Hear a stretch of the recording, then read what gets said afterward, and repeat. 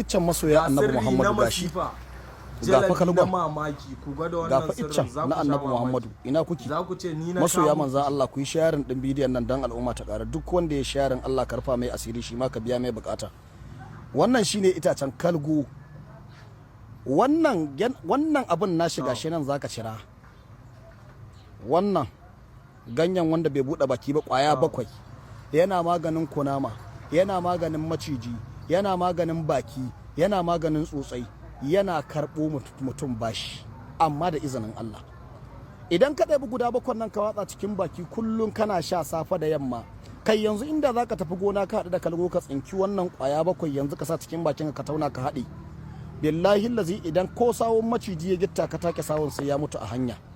albarkan manzon Allah maciji ba zai daga baki ya cije ka ba yayi kaɗan haka kunama wannan a sharing dan al'umman manzon Allah ta ƙaru wanda duk ya daka wannan ya same shi da dan yawa ya daka yana zubawa a nono yana sha tsawon kwana 7 har ya koma ga Allah kunama ba za ta cije shi ba ko maciji alfarman manzon Allah amma makarin shi ana cikin cin abinci ka ƙara gishiri su 3 ya kari dan a kiyaye da wannan sannan yana maganin baki da nono ake shan shi yinda ka sha wancan din shi kuma ana iba shi ne ranar Lahadi a shanya ya bushe a daka a zuba a cikin nono a rika sha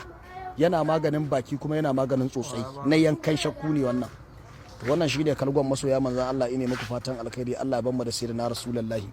zan zo zan bada sirri akan kuma karɓar bashi shi ma nashi ne in Allah ya